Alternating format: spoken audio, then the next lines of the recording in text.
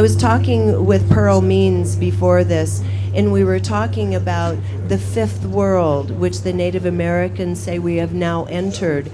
And the fifth world has more to do with the reemergence of feminine principles and feminine energies, which have to be there to counterbalance the masculine, which we've been living in the last couple thousand years. And I said it was so interesting that my observation is, in this event, over and over and over, this feminine geometry keeps coming up.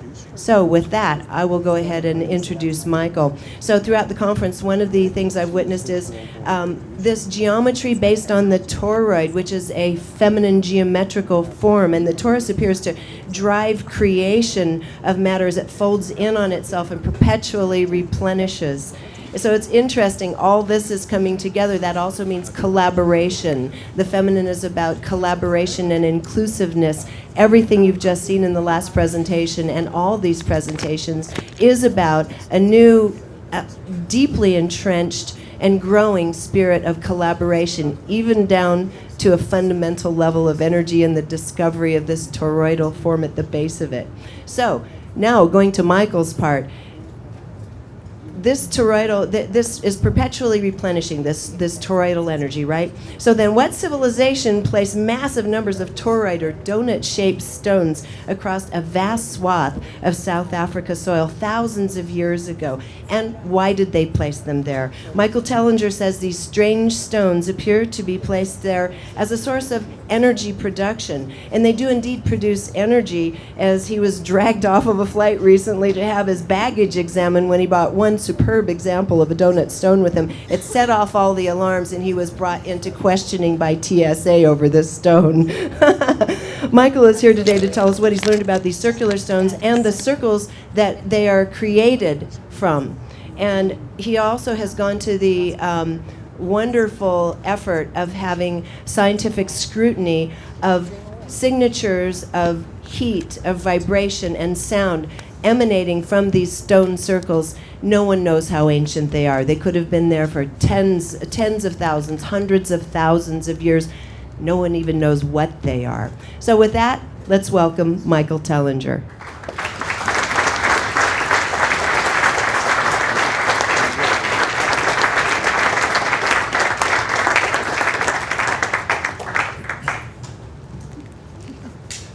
Thank you very much. I'll change the slides. There's still a clicker there. Is this the thing? Oh. Q. Is this the green button? Yes. Thank you. Bigger button. Oh, this thing here. Cheers. Well, thank you very much, ladies and gentlemen. So the first question, I guess, is what... Mike. Hello. Mike. Sound. Hello. 1 2 1 2 3. I can hear myself. So what does a guy that studies ancient civilizations and rocks have to do with breakthrough energy and new energy and free energy? Everything. Because it seems that we're finding more interesting answers to the questions of new energy and breakthrough energy and free energy from the distant past and what we're finding today. And this is what I'm going to be unveiling today, because this is incredible breakthrough information that needs to be shared with everyone. And I believe we're sitting right on the edge of truly giving the world a deep understanding of free energy by exploring the past. But unfortunately, we remain a species with amnesia. And this is a big problem for us. We have no idea who we are, where we come from, and why we're here. And in this deep state of amnesia, we forget that we can look at the past to learn about what we should be doing about the future. And this is really what I'm going to try and do here, is to connect the dots, to see what we can learn from ancient civilizations that can benefit us not only today, but into forming the kind of utopian future that we all believe we should have as living, breathing human beings, and not pieces of paper called straw men and things like that. or legal fiction and things like that, which I might get into if there's time at the end. So the breakthrough energy movement, here we are. It's the second year. I was in Holland last year, and so I come here with a heart filled with joy and hope, but at the same time I come here with deep sadness, because where have we gone in 1 year? Absolutely nowhere. The same talk about free energy and promise, and 6 months down the road and 12 months down the road, and nothing has materialized. And that is fundamentally what I have a big problem with.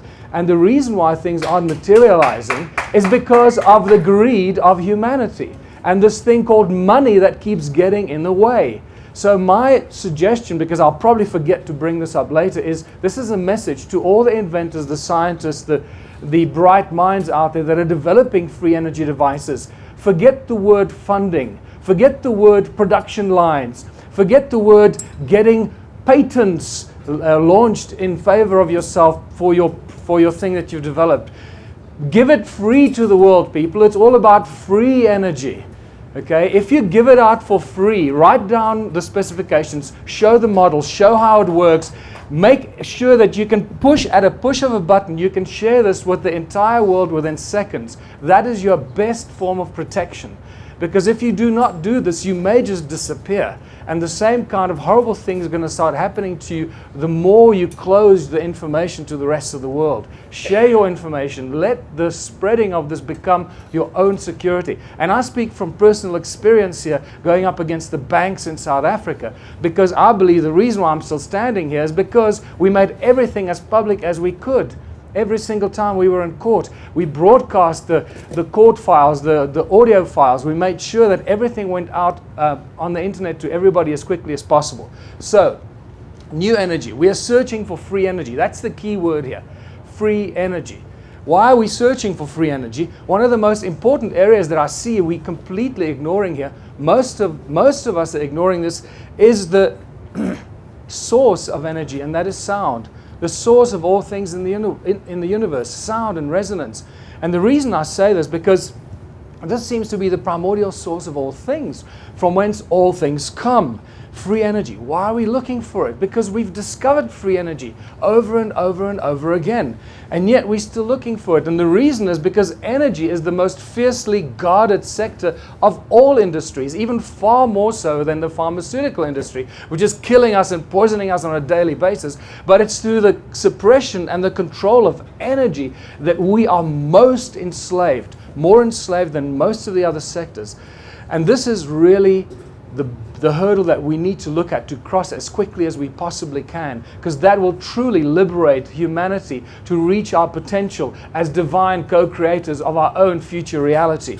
So, free energy has been discovered. What are we actually doing here? Still looking for free energy or alternative energy. What we're doing here is we are trying to outsmart and circumvent those that have stopped the flow of free energy. And these are these characters called the banksters and their private money.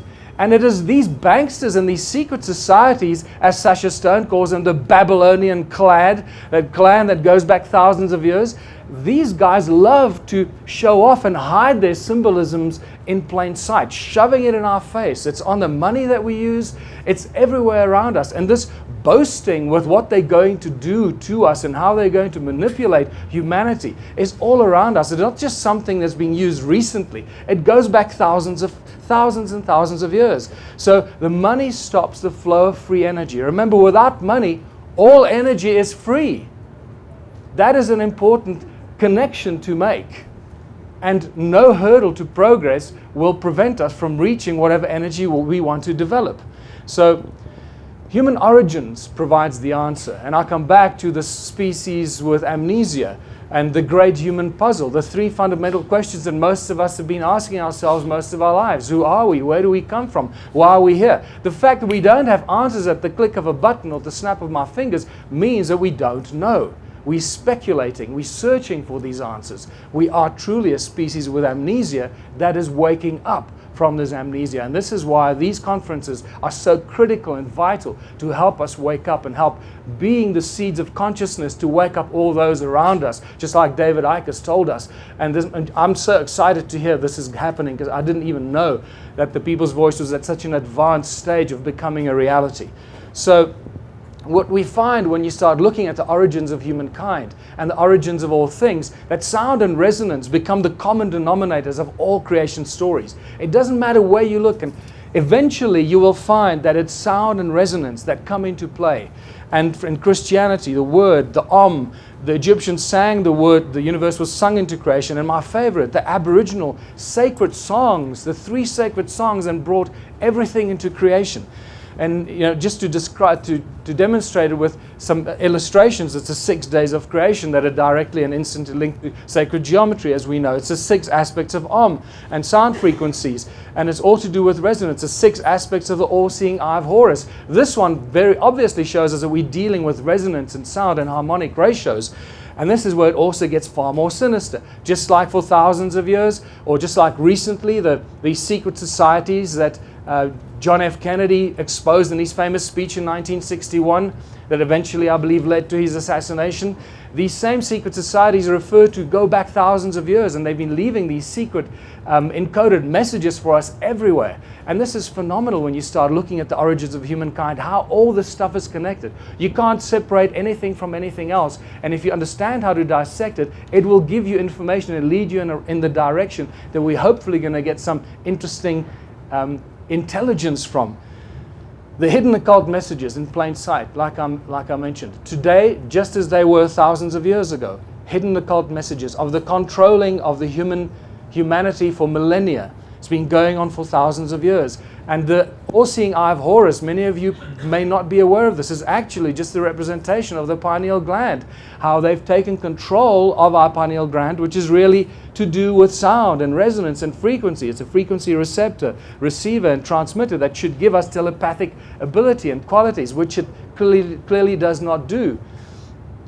The all-seeing eye of Horus, taking control of humanity. We're seeing these strange bird-like creatures in ancient times taking control through pine cone-shaped tools of this pineal gland of ours and controlling our DNA. Notice what is on this creature's right hand. A very interesting circle with 12 cone-shaped structures moving towards the center. That becomes important in understanding how this stuff is shoved in our face as to the control of humanity. Controlling the pineal gland, controlling our DNA or tree of life with sound and frequency. Now say sound and frequency. See that thing on the guy's hand? Once again, looking at that. Because the sound and frequency control continues today through the mainstream media. The all-seeing eye of Horus over there, still controlling us. And on the right here is just half of that thing that the guy had on his wrist. 6 of those cone-shaped emblems, or logos, going into the center, showing us that they're still controlling us with sound and frequency. The primordial source of control in creation. So what is sound? Actually, this is a beautiful question that there are many, many answers to that we can't go into, because that on its own is probably a full week's presentation of understanding what sound truly is. And I would also like to refer you to the brilliant work of Don Estes, who's out in Los Angeles, and study what Don Estes is doing and finding out about sound. I was going to show you this video, but we have very little time today, so I'm going to ask you to go look at this for yourself. All of this stuff is out there on the internet, on YouTube. Go look up the Simoscope, John Stuart Reid's brilliant work, and look at how they manifest physical form and physical shape out of the human voice. But when you take this a little bit further and you look at some of the stills of these bubbles of sound of human voice, you start recognizing what? I think. Let's see. Is this a pointer? No, it's not. Sorry. You start recognizing the symbols that inspired or structures that inspired religious symbols, and it's just spectacular. You see how sound starts connecting all this stuff together, and when you drill deeper into it, I don't know. Did you see that? Did you see this? Can you see the cross in the sound bubble here? Right in the center of the sound bubble, at the cross section. And when you drill deeper into some of these CymaScope beautiful images, you see it. I'm going the wrong way here. You see it even better. There, I mean, that is as clear as daylight that we're dealing with the source of sound being the inspiration for religious symbols that have taken control of humanity through disinformation. You realize that all the crosses of ancient times and have actually come from the inspiration of sound being the source of things. And it's just everywhere when you start looking at it. The carved crosses in rock in Africa that are referred to as Mabona, the Lord of Light, and sound, by the way, as well. Even the medicine wheel in Native American culture is just a cross in a circle that tells us that sound heals, and with sound you can do everything. Even the swastika has its origins in sound. The universe vibrates in harmony, in coherent unity. The entire universe itself has a prime resonance frequency. And I want you to just think about this for a while, because it is within this prime resonant frequency that encapsulates the entire universe and the multiverses that it finds itself in.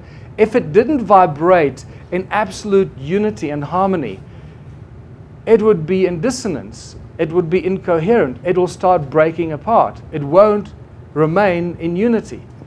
And therein lies the interesting challenge for humanity, to come together from dissonance and disharmony and start uniting and understanding this universal principles of coherence and unity.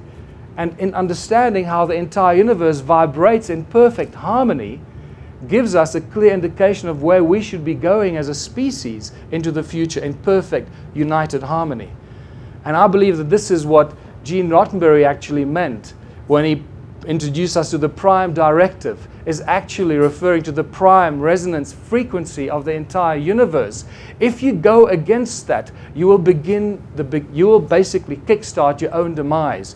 You cannot resonate against the entire harmonic resonance of the universe.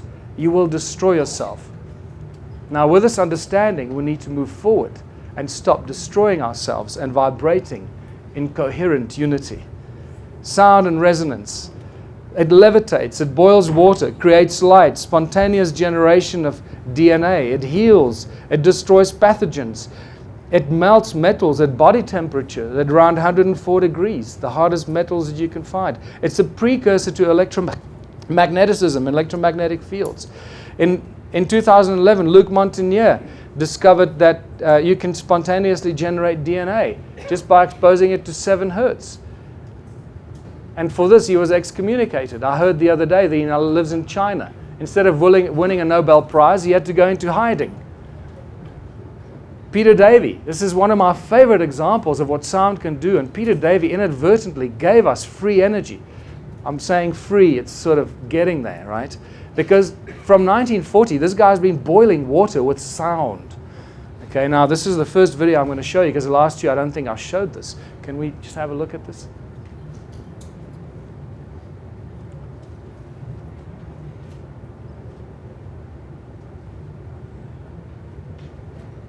A 92-year-old Christchurch inventor claims to have come up with a novel way to make a cup of tea. He's invented a contraption that he claims uses the power of sound to boil water. Beverly Lockhart went to investigate. It looks like a desk lamp, is cool to the touch and appears to be doing nothing until it comes into contact with water. 92-year-old former Spitfire pilot Peter Davey claims his invention uses the power of sound to boil water. DSIR, they're a bit baffled how it works. Nobody really knows how it works. Davey believes high-frequency sonic vibrations emitted from within the silver bulb cause the water to boil. He says the idea came to him 50 years ago when he noticed different saxophone notes caused different household items to rattle. The mains-powered gizmo has experts intrigued. Never seen anything like it in my life, as they say. Professor Williamson has his doubts about Davey's acoustic theory and suspects there are 2 simple electrodes inside the boiler. It's the conductivity of the water that provides the path for the current and provides the resistance to give the heating. I'm careful that I don't divulge everything. I'm waiting to get a manufacturer that's prepared to put some money into it. And if he does get it on the shelves, he's already got one interested customer. If I saw one in a shop, I'd buy one, because I think they're interesting little bit of technology. However it is they work. But for now, Davey is savouring his gizmo's success and sticking to his own unique theory on how it works. Beverly Lockhart, 3 News. So inadvertently, Peter Davey came very close to giving us free energy, because how much water do you want to boil? If you can boil water with sound, how much water do you want to boil? With a sound frequency generator and a car battery and a solar panel, how much water do you want to boil? That can drive the turbines, that can replace the coal, that can replace the nuclear reactors. How much water do you want to boil? And unfortunately, guess what happened? Money got in the way. Money got in the way. He died 2 years ago, taking the secret to his grave. I'm astounded in the whole world. I've been on this for 5 years now, sharing this information. And out of the brilliant scientists and minds out there, nobody has come up with this frequency that boils water. And the bright minds out there should be able to do that in 10 minutes flat in the laboratory. So please, people, if you know scientists and researchers that have access to laboratories that know how to do this kind of stuff, make them find out the resonance frequency of boiling water, and let's put this out there for free for everybody, not try and make billions of dollars out of it. And that was Peter Davey's problem. For 50 years he sat on this, trying to get someone to put money into it so they can create production lines, so they can sell it to the world. Therein lies the trip. That's what humanity gets tripped up all the time. The money gets in the way. Acoustic levitation. How many of you have seen this, just by show of hands? Okay, good, not too many. So let's show this, because I don't want to bore you with this stuff. David Deek, by the way, has disappeared. I spoke to a lady at Contact in the Desert that used to work with David Deek in the military. Most of the stuff was done while he was working for the military. He has disappeared. She can't trace him. I don't know what happened to him. This is a rare video of acoustic levitation, using sound to levitate matter.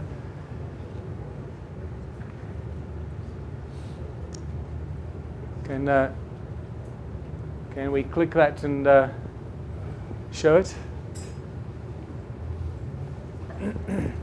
Not working? Okay.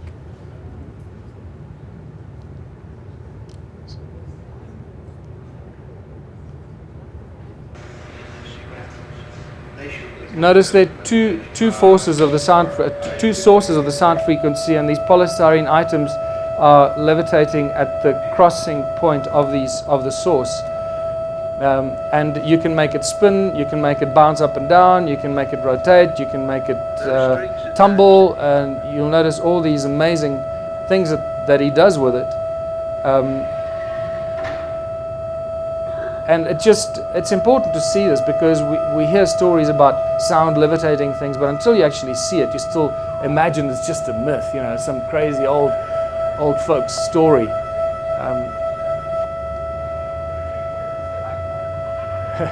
Yeah, what? Icon, yeah. Notice a subtle frequency change, how it tumbles and spins and does all kinds of interesting things. And the slightest frequency change and it starts to spin like crazy.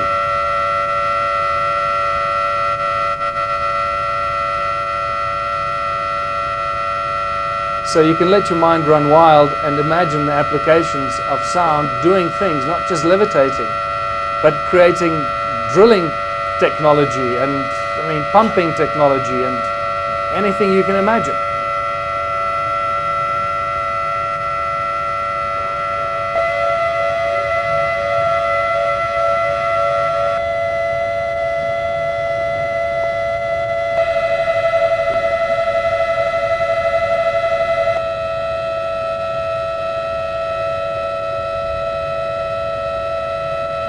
So you see, it's true. Sound does levitate. It's not just an old wives' tale. My favorite one is the Aboriginal creation story, because it really explains the sound and cymatics principle, how matter can be turned into sound, how sound can turn matter or manifest physical form, should I say. And how beautifully this gets explained in some of the latest cymatic experiments that have been done. Once again, I'll point you to John Stuart Reid and co. with a cymoscope, and you can see the picture on the right is actually one of theirs as well that shows you the torus field that these sound frequencies make. But the Aboriginal creation story says, time began when the supernatural beings awoke and broke through the surface of the earth. Can you see they're explaining cymatic activity? And they moved about the earth, bringing into being the physical features of the landscapes with their 3 sacred songs. I mean, this stuff is so encoded with advanced knowledge of sound and cymatics.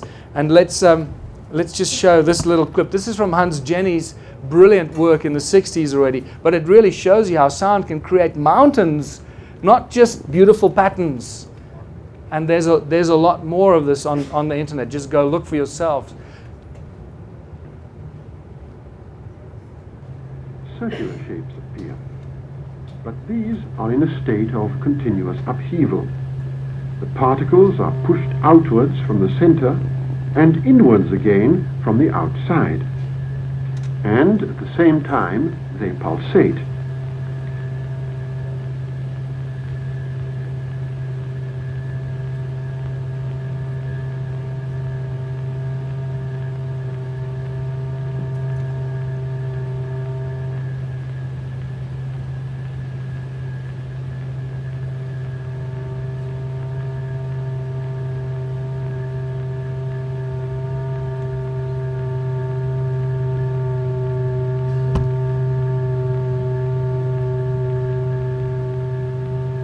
We can recognize the various patterns of the vibratory fields.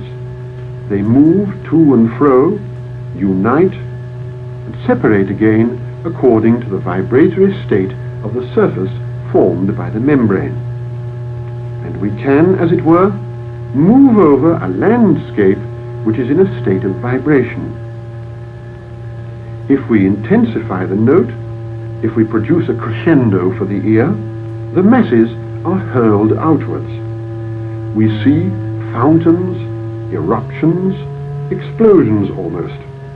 But invariably, the particles return to the center, so that here again, even under these violently dynamic conditions, we find there is circulation.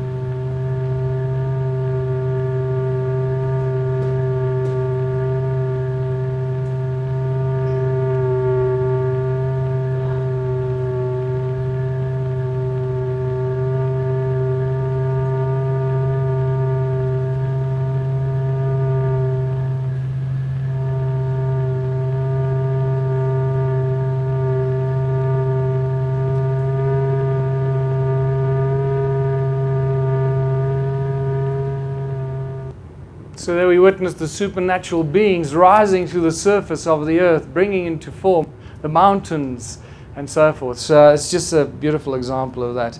Sound is free energy. It's a primordial source of all things. And in fact, there's an interesting thing that I'm sharing with you here. The Aum actually equals 440. The numeric value of that is 440. And I refer you to Willem de Swart's brilliant work on secretnumbers.org. To verify what I'm sharing with you here. Nikola Tesla, I believe, actually did a lot more with sound than most of us would realize. And one of his most ignored statements is that the earth rings like a bell, and if you tap into the sound frequency of the earth, you've got an inexhaustible source of energy. And I really believe that that's probably what he was using more than anything else, using sound of Gaia to generate the unlimited free energy that he seemed to have shared with us. And what does this have to do with ancient civilizations and our evolution of consciousness? Everything, because it's now very clear that the ancient cultures used sound and resonance and frequency to do everything they did. The spectacular structures that they built around the world, and all the mystery they left for us to unravel, we're starting to unravel it because we're starting to understand that it was sound that they used. This is brilliant, the brilliant work of, and now I have a complete blank, forgive me. I should have put it there on this with the pyramid being a giant sound vibrating dynamo. And this is interesting because there's some photographs that clearly show that there's still some interesting waves and frequencies coming out of the pyramid that we don't understand and can't explain. So there's a lot of support for this. Even in the symmetrical patterns that come out of Stonehenge clearly indicate that this was not an accident, that it was built with certain consciousness in mind and specific outcome in mind because of the coherent interference patterns that we find coming out of there. Ed Leeds Collin in southern Florida built Coral Castle, I believe used sound to levitate these things. And the reason I say this is because he did this incredible thing on his own, moving these giant blocks, carving them, moving them around, and building this whole place called Coral Castle on his own. And apparently he did this with what some schoolboys could refer to as ice cream cones in his hands. And this is why I call it the ice cream cone phenomenon. And I got very excited about this, and these are the little moments in your research, in your life of research, that change the way you think about things and how you see things, because I've been finding ice cream or cone-shaped tools around South Africa, around the stone circles, since the first day I set my foot there, and I found dozens and dozens of them, all connected to the stone circles and the ancient ruins that I've been exploring. And suddenly you start finding these cone-shaped tools in Egypt. You start finding them everywhere. You find them in the Rosicrucian Museum in San Jose in California. And guess what the cuneiform inscriptions on these cone-shaped tools tell us? That these were tools utilized for building the temples in Sumer. And they commemorate the building of the temples in Sumer. Cone-shaped tools, and we start getting an interesting common denominator here. The conical tower in Great Zimbabwe, and I believe there were actually 2 conical towers in Great Zimbabwe facing the sky. Were these possibly the tips of Caesar technology? I believe that you understand why I make these outrageous claims. I was just recently told by people that have been working on the Bosnian pyramid that they've been finding dozens and dozens of cone-shaped stones in the Bosnian pyramid among the artifacts they've been collecting at Sam Osmanagic. I need to ask him to send me some photographs.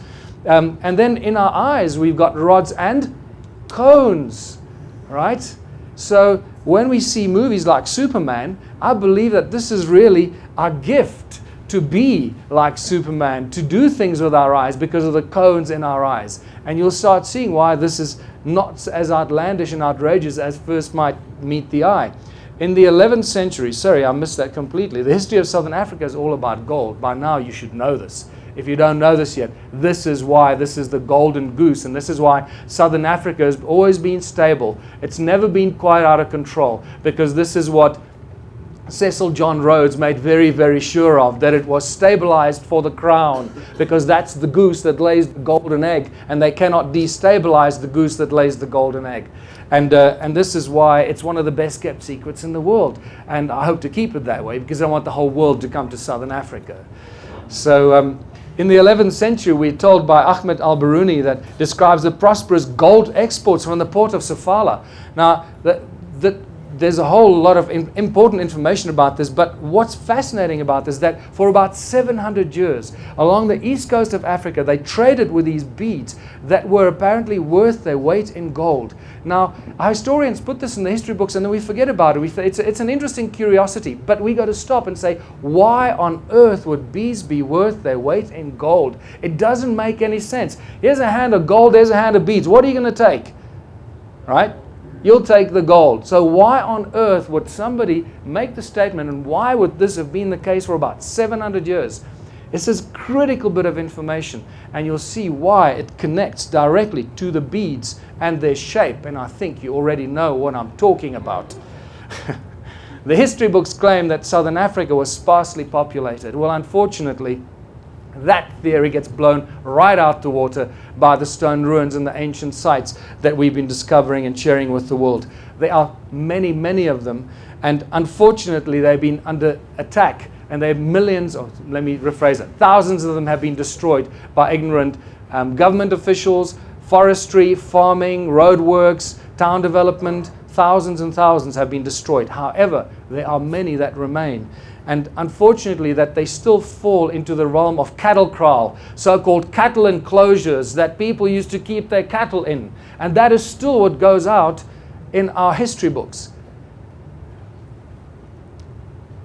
I'm going to show you just a few of them so you get an idea.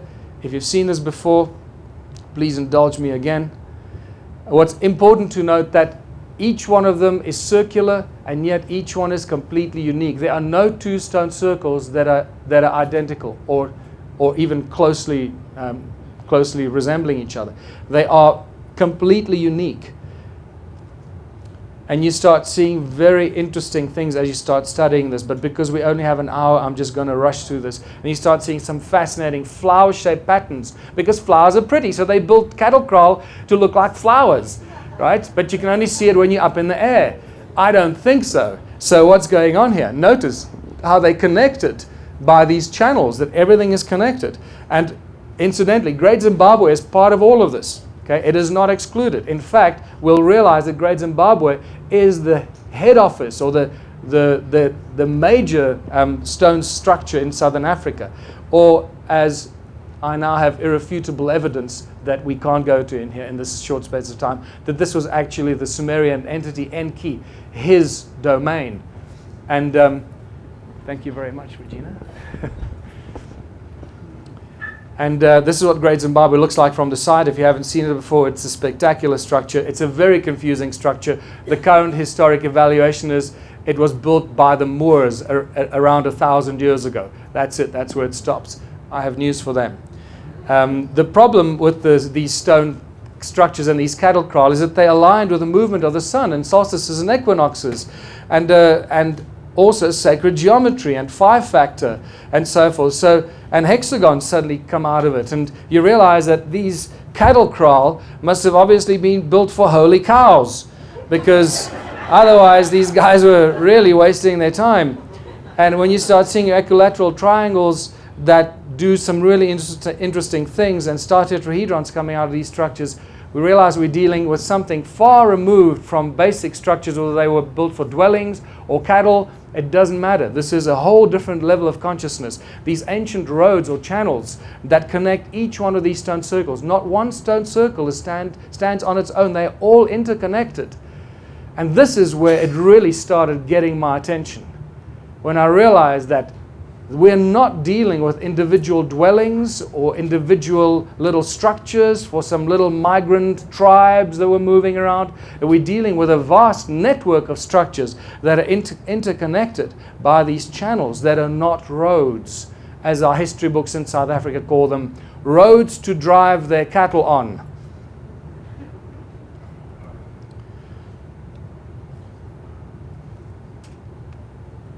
All of them are connected in one giant grid. Imagine most of southern Africa looking something like this hundreds of thousands of years ago. What is it all about? You already know. Archaeological drawings from 1939 show us that there are no doors and entrances. And if there are no doors and entrances, and they're all connected, as you can see, like a bunch of grapes, sometimes singular walls and sometimes concentric walls. And now the plot thickens. And they're all connected.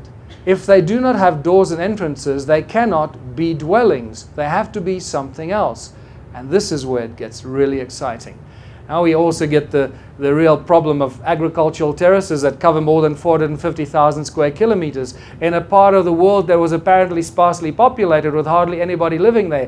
Who the hell was building the agricultural terraces, and who the hell were they feeding?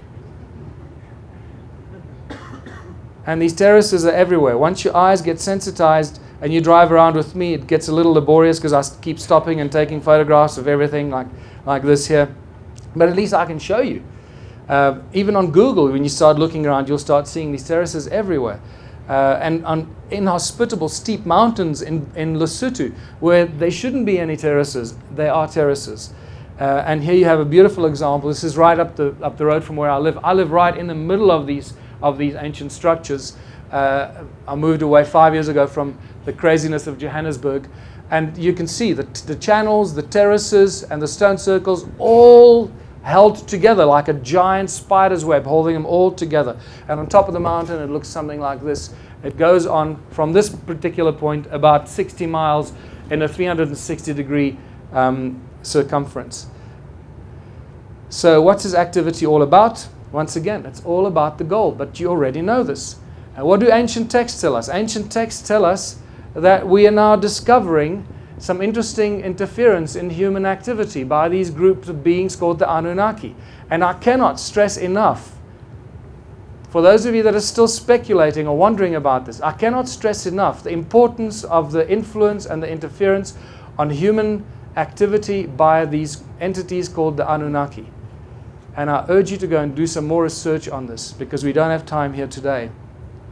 The Sumerian tablets repeatedly refer to as this place called the Abzu, and Enki, the supreme creator god in Sumerian culture. And Abzu has been giving many meanings, but the primary reference is this is where the gold came from. So if we can find a vast vanished civilization that is connected to the mining of gold, then we must have discovered the Abzu. And this is what I'm sharing with you. Enki's special place below the equator where the gold came from. South Africa and Zimbabwe mainly, with a little bit in Botswana and Mozambique as well. In the Abzu, Enki plans was conceiving where to build his house, where for heroes' dwellings to prepare, where the bowels of the earth to enter. Some of these translations are spectacular. Primitive workers shall be created. Our command he will understand. Our tools he will handle. To the Anunnaki in the Abzu relief shall come. This is the planning of the slave species. The Lulu Amelu, the primitive worker, to help the Anunnaki get the gold out of the ground. And there can be no doubt that it is gold that this is all about. I've taken it out of my presentation because it's just far too long. The gold on its own, as you know, is probably a full day discussion, just why it was gold that they were after.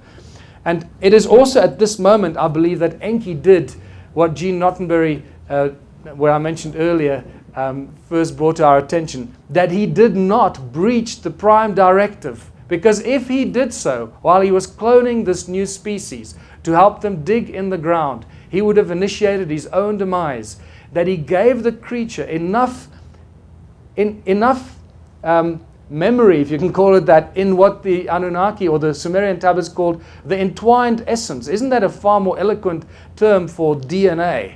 The entwined essence than what we use today. And in the entwined essence, he gave us sufficient space so we can grow and evolve, not just physically, but also consciously. And this is exactly the stage we're at. Contemplating our own consciousness and our own existence and finding some fascinating answers. And this is where we see Enki's house, his technology, and what they were doing. In the midst of the Abzu, to a place of pure waters, Enki betook himself. In that land, a place of deepness, he determined for the heroes into the earth's bowels to descend. The earth splitter, there Enki established, therewith in the earth a gash to make. And I'm going to show you the earth splitter. By way of tunnels, earth's innards to reach, the golden veins to uncover. How many of these ruins are there? If there were a few hundred or a few thousand, I'd say, you know what, I don't know. But unfortunately, that is not the case. In 1891, Theodore Bent theorized, or he guessed, that from horseback, that there were about 4,000 of these structures. You know, I can still deal with 4,000. But by 1974, Roger Summers did a count based on the technology and available information he had, and he came up with a really nice number of 20,000. By now, we're dealing with a vast vanished civilization already. But it doesn't stop there. It gets far freakier than that, people. Much freakier than that. I entered in 2007, and 6 months later, or 12 months later, I counted more than 10 million. No, I did not count one by one. I've had that question before. But I'm not going to go through the lengthy process that I took. What kind of stone is it? Let me just go back here, because more than 10 million, I hope this penny dropped for you, more than 10 million stone ruins. Clearly, there is something going on here that we got no idea about, that history has never recognized. A vanished civilization, we have no idea or clue about what they were doing. But now we do, and that's why we're here. And guess what? They had advanced knowledge of the laws of nature and sound as a source of energy, which I'm going to show you. And this is where my real breakthrough moment came, when I realized that the stone they used was a special kind of stone, mostly known as hornfels. They also use a very dense kind of dolerite, which to an untrained eye looks just like hornfels. But the common denominator they have is that these stones ring like bells. They conduct sound. As you can see, it's a black stone on the inside, and it's got this gray, this reddish brown skin that grows on the stone. That's referred to as patina. This patina grows thousands of years per microscopic layer. So when you pick up tools and artifacts that have got patina of several millimeters thick, it means that that tool or artifact must have been created hundreds of thousands of years ago, not just a few thousand years ago. So the patina on the tools and artifacts is a very clear indicator and a good scientific argument that we are dealing with extreme ancient civilizations, not just something a few thousand years old. It conducts sound and it conducts conducts energy. And these stones ring like bells. They are actually sound energy frequency generating devices, or the sources of these, that I've also figured out how they use them and what they did with them. But just to show you how they ring like bells, I created this compilation from previously quite long video clips. If you can play this.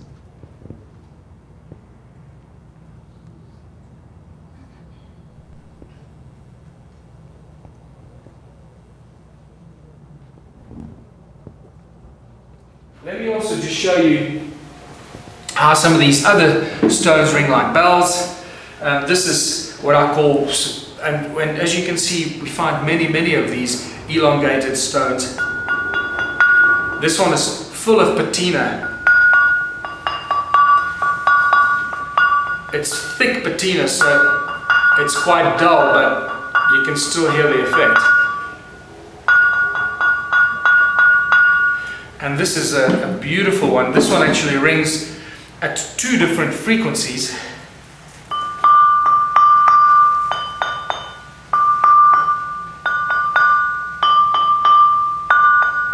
Dun dun dun, dun dun dun. They're quite large. Look at this. Look at this one. And it looks also like it was inserted into something up to that point. And also, remember, they all ring like bells. This one is no exception.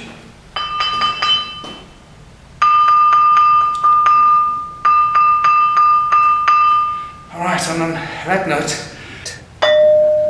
there we go. That's better. That's what you want. You realize that this thing really rings like a bell, and it reverberates for quite a long time.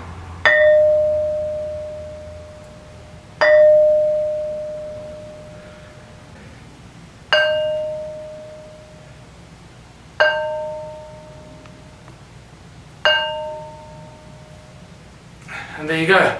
Demonstration how these stones ring like bells, and they were used in all kinds of ways and fashions, just like the Ankh, to create specific vibrational frequencies and specific notes to use as a form and a source of energy.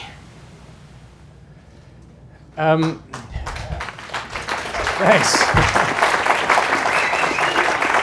So the next question is, well, what are these stones made of? Well, they're made of a lot of iron, and made of mostly this other stuff, the second most abundant element on Earth next to water, and that is quartzite or silica. And guess what we use quartz and silica for in the most advanced technology today?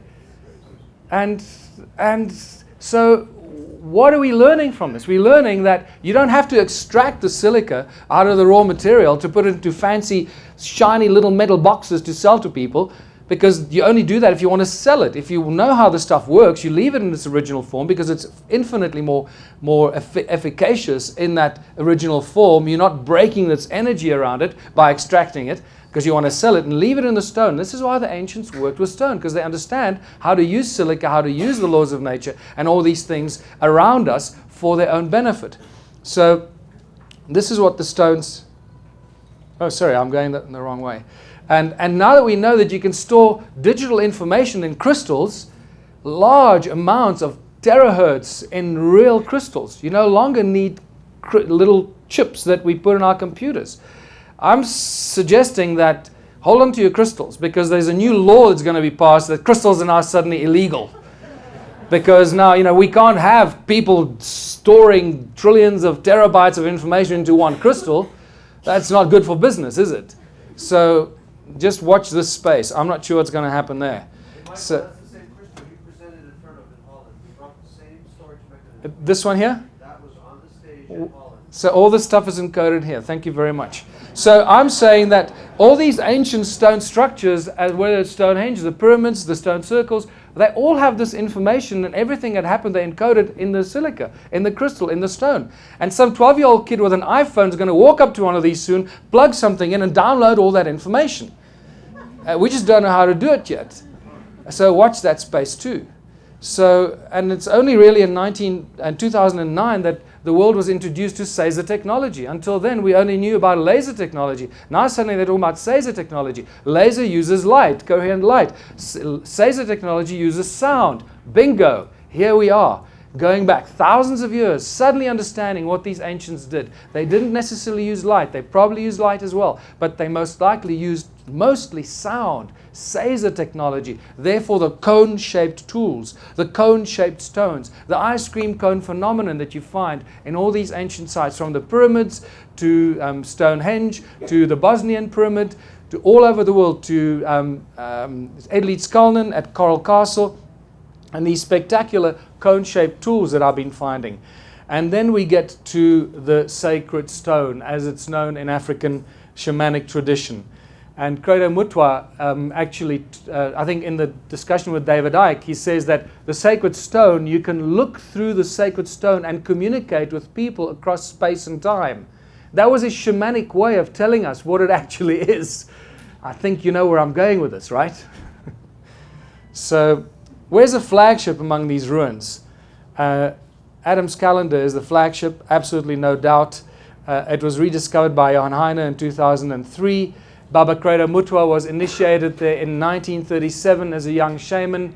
He calls it the birthplace of the sun, or Inzalo Yelanga, where humanity was created by the gods, not just any kind of gods, one specific god known as Enkai, in Sumerian known as Enki. And here we have African culture connecting with Sumerian culture. Bingo, we have a place where all this stuff apparently went down. And you know what? You do this with this information what you want. I'm going to leave it up to you. The interesting anomalies at Adam's Calendar are, and I used to use it as a little curiosity for all the macho guys that came there with their wives, you lose GPS signal. As you walk in there, as you cross the imaginary line, you lose GPS signal. And it's really a curiosity until we discovered why the hell that's going on. So that's what it looks like from the helicopter. The tree on the right is north, the tree on the left is south. The two stones in the middle are the central calendar stones. Look at them as like vibrating plates more than anything else. And down here is east. That stone over there is a Horus stone, actually a Horus-shaped stone that marks the rise of the sun in the east. And there you go, 3D representation of it looking from the other direction. And it's over here that Credo Mutwa believes that humanity was created by the gods, in that little area over there. There's some really interesting things that we've discovered. Again, not enough time for that. That seem to corroborate that kind of crazy, outlandish statement. But you know what? You just got to go with the information that we are presented. Now, this is the other interesting thing, is when you connect Adam's Calendar through Great Zimbabwe, guess where you end up? At the Great Pyramid of Giza. And suddenly we have an interesting connection between the Giza pyramids and what I believe was created by the Anunnaki and Enki himself, or at least he commissioned it. And the numeric value for the biblical Elohim is also 31, and it just so happens to be on the 31 degrees east longitudinal line. So you start seeing very interesting connections that are happening here. And how old is Adam's Calendar? Well, I found this interesting translation in one of Sitchin's works that pretty much describes Adam's Calendar almost. I've nearly fell on my back when I found this. It says, 40 Shar after arriving on Earth, Enki built a special place of observing in the deep Abzu on the edge of a cliff, aligned with his abode in the north and the peaks. It's like, you got to be kidding me. It's like, I read this over and over again. I couldn't believe it. I could find something like this. And when you do the numbers, based on what Sitchin gave us, it makes Adam's Calendar, or Enki's calendar, about 285,000 years old. And if that's where humanity apparently was created, guess what? The numbers still fit, based on the mitochondrial Eve theory, isn't it? Or study. So what are these stone circles for? And I think you've already figured this out for yourselves because you're a smart bunch of people at an energy conference, right? And you can see that these stone circles, all of them resemble cymatic patterns, cymatic shapes. And that's exactly what they are. They're just cymatic patterns representing the sound frequency in the earth at that specific place. In other words, each stone circle is an energetic plug point into the earth, sucking out the energy through sound at that particular space. Are they all connected, making one huge giant energy grid? And the magnetron plays an important role here. Magnetron is a device we use extensively today in modern technology, and laser beams created by magnetrons can cut metal in a split second. So magnetrons are incredibly powerful things. So you can imagine how powerful a magnetron of about 20 meters in diameter is. When I discussed this with Kevin Orlovsky yesterday, and I shared this with him, he nearly freaked out. I said to him, I think that one of these could create more energy than all the power plants on Earth today. And he just shook his head and said, yeah, I believe it would. So I believe that we're dealing with advanced knowledge of the understanding of the laws of nature and using sound as the source of energy. I'm going to come back to this. So we're looking at one giant energy grid, creating huge amounts of energy, all connected, all for the mining of gold and whatever else we haven't figured out yet. So the reason I know this is because we've measured it. We've measured electromagnetic activity, we've measured sound frequency, we even measured the decibels at which these frequencies come out of the walls, these stone walls. Now, I know that, how much time have I got left? 5 minutes. Is that, oh, jeez, okay. Okay, because I'm gonna skip through this because the important thing I need to make the connections. We've measured the sound frequencies over 300 gigahertz coming out of Adam's calendar. And I know that this doesn't make sense to a lot of you, that we're still struggling to understand what sound really is. But electromagnetic activity, it runs either horizontally or vertically. At Adam's calendar, the sound frequencies are above 375 gigahertz. Only when it's literally like you step in there and it goes crazy, right? Out there's nothing. You do this and it goes crazy. The electromagnetic fields run at incredibly high frequency at megahertz, and it's growing. In fact, when we recently measured it, it was even higher than this. And it runs horizontally around the circle, but then vertically between the two central calendar stones. And this is what you find there. So we're actually dealing with an active vortex. This is what Adam's calendar actually is. And what is it for? What were these Anunnaki all about? They were about the gold, and it seems they were taking it off the planet. So I think that one of these, and many of these around the world, could have actually been there for beaming up the gold. And for other interesting applications that we haven't considered yet. But when we get to the sacred stones, there are hundreds of thousands in Southern Africa. All the farmers have them, but that doesn't mean they're easy to find. Now, I took one of these stones with me when I came on my American tour in July. I packed it in my bag, and it's actually that one over there. It is the best specimen that I had.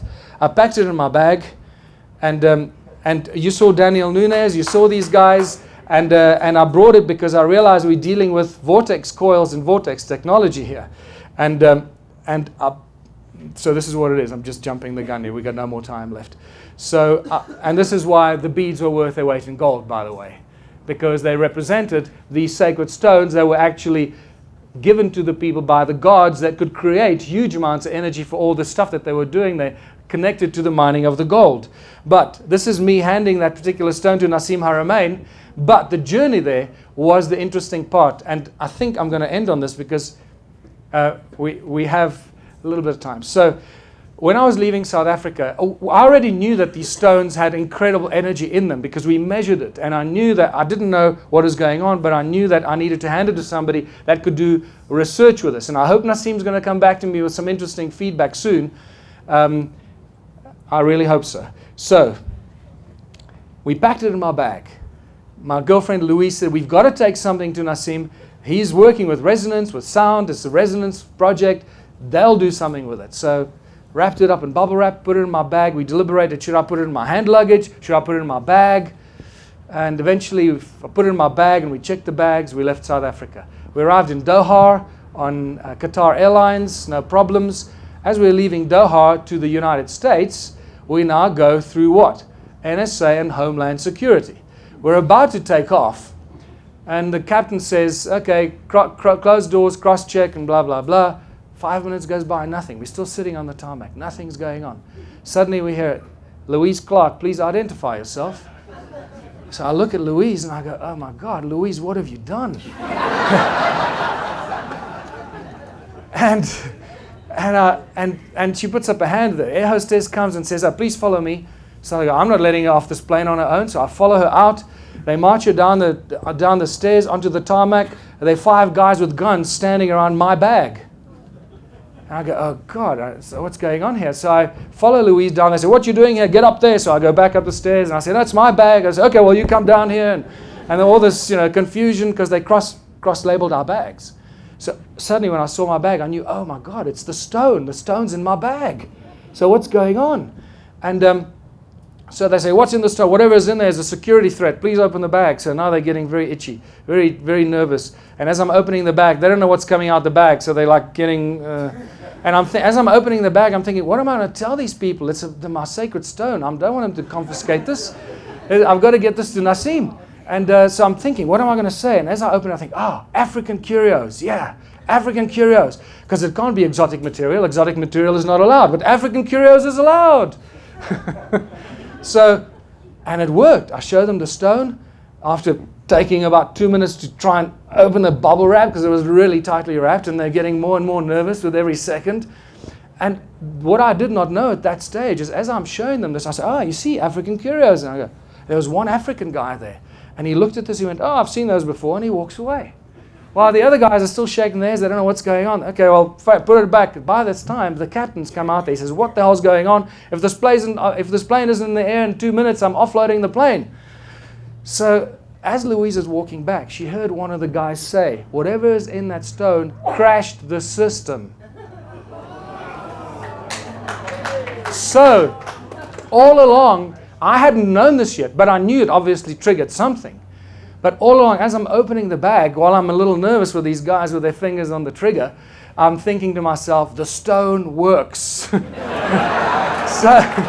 that's the key thing here.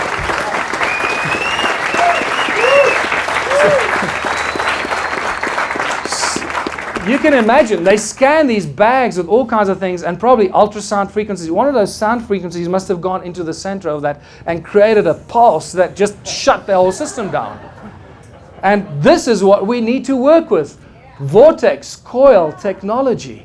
And I believe that if it's made out of stone, it is infinitely more powerful than if you make it out of wire. So I've been talking to Daniel and to Randy about how we take their knowledge and convert it into these. Maybe we take these stones, we measure them, we image them, we print them out of the 3D printers, then we cover them by crushed dolerite, and we've got a simulated sacred donut that will hopefully... Yes.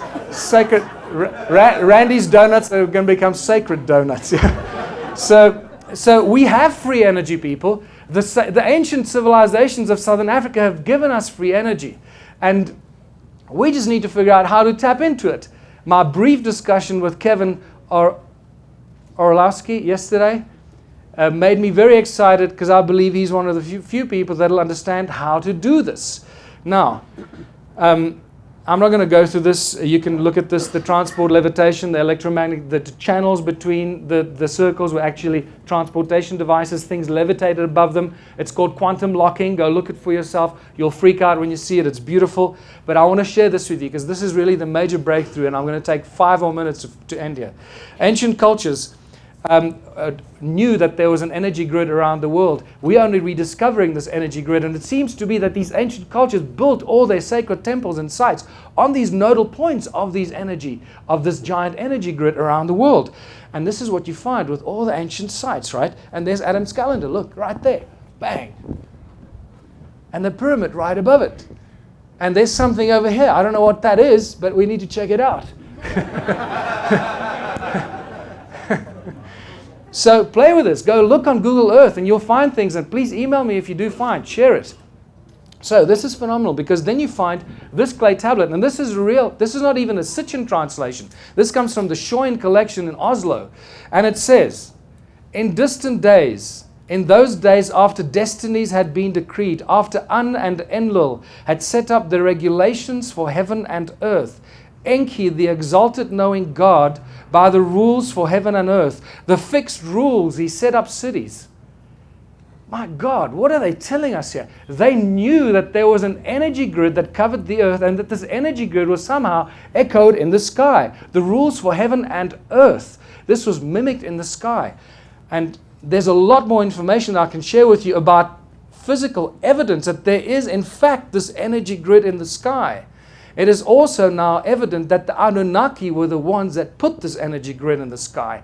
2 days before I left to come here, I got a phone call from a guy that knows how to measure this stuff. He has no idea that I'm talking about this. Out of the blue, he told me, you know what, I started measuring these weird energy grids above the North Pole and above the South Pole. They're about 20 by 20 kilometers. And then I found scattered fragments of it around the world. It's like it's the remains of some ancient energy grid around the planet. And I asked him, can I quote you? And he said, no, rather not. So I mention your name. So I won't mention the guy's name because he's running a little scared at the moment. But there's a lot more information I can share with you on that front. This is exciting because remember what it says here? The rules, the fixed rules for heaven and earth. And then suddenly I discover that, that David Wilcock's been talking about these rules that are encoded in the emblems of the Air Force and the Army and whatever in the military. And they refer to these bands around the earth as the rules. They don't know where they come from, but they've always been there. Well, guess what? The Sumerian tablets just tell us where they come from and who put them in place. And that suddenly brings us to what the ancient temples were, that they built on all these nodal points of this flow of energy around the planet. And this is, for me, been the aha moment of the last 4 or 5 months, linking the energy devices in South Africa, which are sure now, hopefully you agree with me that there are real energy devices, with the other ancient sites. What were these ancient sites all about? Because when you look at them, many of them, they're just too many pillars and not enough space, but we're still told that it's for the worshipping of this God and the offering of this here, and then meat over here and bread over there, and then you go to worship there, and then you go over there and you sing, and it's like, sorry, it just doesn't make any sense. It's all nonsensical, crap that they're feeding us. So what I also found that this obelisk actually rings just like a bell. When I put my ear next to this, and Hugh Newman tapped on the other side, I couldn't believe it. It's just like those stones that I was ringing. They ring like bells, these obelisks. And I realized that they're actually giant antennas. And we're dealing with our advanced technology on a gigantic scale. And the fact that that too many pillars and not enough space, that these pillars were actually giant antennas, either sucking energy out of the sky or putting energy back into the sky, or possibly both. And this is where it gets really exciting, because I realize that this advanced technology on a giant scale has got nothing to do with worshipping gods and making offerings. But in fact, when you start looking clearly at these, they don't make any sense. Look, these weird rectangular structures and geometric structures that many of them don't have doors and entrances, just like the stone circles. And you realize what's going on here. And even at the Parthenon, when you look around the Parthenon, the main structure there, the remains of a lot of geometric structures. And the Greeks, by the way, didn't build the Parthenon, they inherited it. Just like the pyramids were inherited.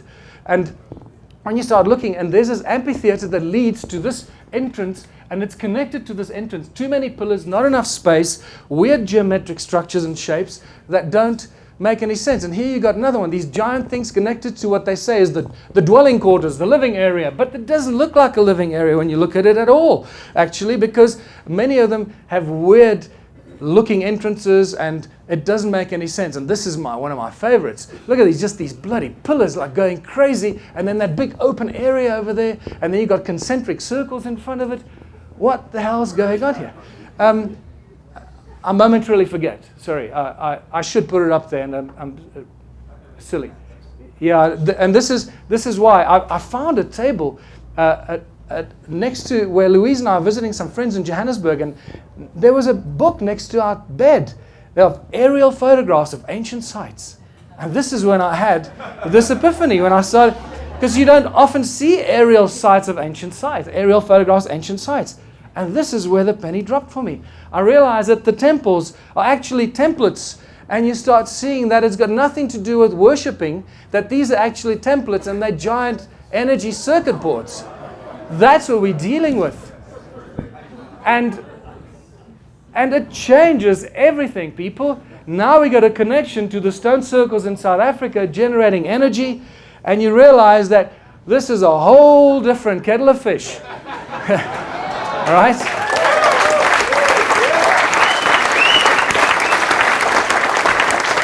I mean, look at this. You know, this gigantic. What is this made of? Silica and gold and you know, silica. Giant pillars made of silica. It's insane. Okay?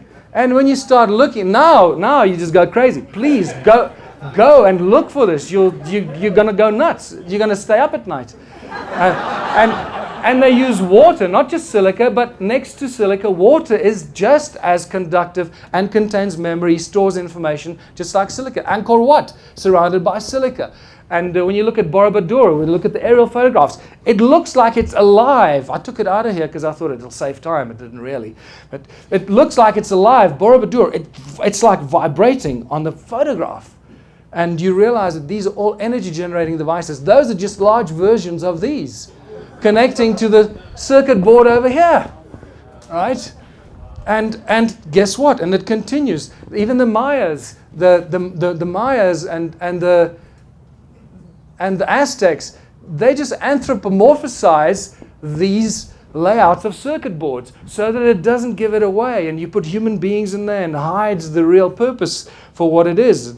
And the pyramids, all that the weird mastabas around the pyramids, the geometric structures around it. Look, there you go. There's one pyramid, second pyramid, third pyramid. And you realize that that's what these things really are. And this is the rules, the energy grid around the earth. And guess what? The human sound was the energy that fed the needs. And this is, I believe, these circuit boards were the energy devices that kept this energy grid around planet Earth. And humans were the providers of the energy through their sound.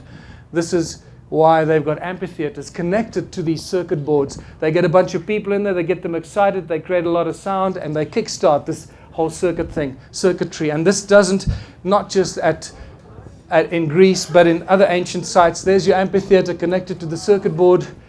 And there's another one, amphitheater connected to the circuit board up on the mountain. We are the source of our own enslavement, people.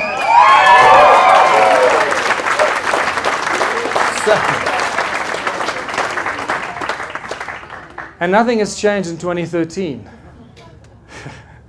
Why do churches have steeples? Why, do people want to get electrocuted in there? Because they gather in there, they're filled with fear. They think God is going to kill them. Fear is a very strong energy. They sing, they chant, they do all kinds of weird stuff, and that creates energy. And that gets converted into business centers and cities where we make a lot of noise. Human beings are extremely noisy. We never stop making a noise. And it's the sound energy of humanity that seems to feed these creatures out there that feed off our energy. Well, exactly, but you know what I mean. Thank you for. Because we can still make sound, we just have to make it with the correct vibration. Absolutely, but unfortunately, most of the sound we make is driven by fear. Because remember, we are captives in a planet that is filled with fear. Our entire reality. I know that you're not. Except all of us, except you. Because believe me, on some level, you're still filled with fear that you may not recognize. It's unfortunately a very powerful thing. These guys have been at it for thousands and thousands of years. They are masters at manipulation. And these are the connecting channels that connect the cities that make the noise, just making more noise. So people in cities are the source of our energy. And on that note, what have we learned from this? I'm going to leave this up to you, because this is all in my new book called Ubuntu Contributionism, Blueprint for Human Prosperity, A World Without Money. And this is where this was leading to. Because, thank you. I'm going to finish here and ask you to please leave from here, because I haven't really shared the last most important part of this presentation. Leave here and be a seed of consciousness. Don't be fearful of what you know. Share it with everybody, because once they've heard it, they cannot unhear it. And whether they know it or not, they will resonate that knowledge and that information with everyone they come into contact with, even if they don't come into contact with them. They will themselves become seeds of consciousness. This is how we're going to exponentially grow this consciousness and release ourselves from this prison planet that is really not our destiny. So thank you for listening. There's a...